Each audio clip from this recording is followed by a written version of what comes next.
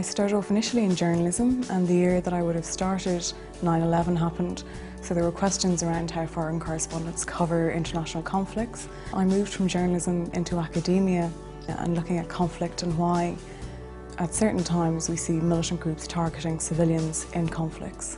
One of the things that the Middle East would suffer from would be a perception that you're talking about a lot of radicalism, extremism, terrorism.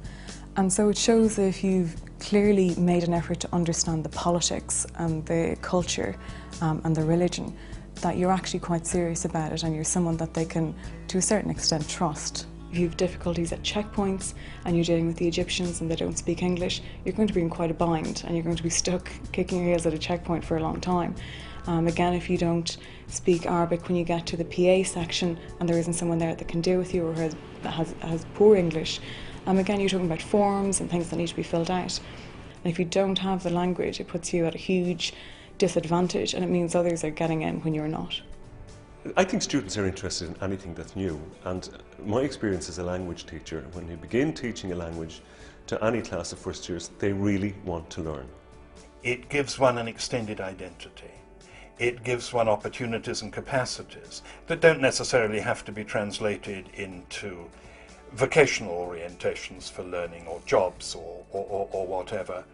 They simply open up horizons. On the individual level, it's important because it opens doors for us. It opens up the whole world for us. It allows us to see the world through somebody else's eyes and then to re-examine the way we look at the world and possibly to change the way that we look at the world. It's very easy as you go through life to keep your mind kind of shut, closed, because you find a defined path and you go down it. But actually, if you can keep your mind open to opportunities across all walks of life, what can come down the road can be absolutely fascinating and revealing. Most people feel a certain affinity with you if you've made the effort and you speak the language. Also, it shows that you've taken your research seriously, that you've learnt the language, that you've made an effort in terms of the history and politics of the region. One of the reasons why people should take up languages in schools is that the younger you are, the easier it is to learn a language. The older you get, the more difficult it gets. And learning a language is an investment.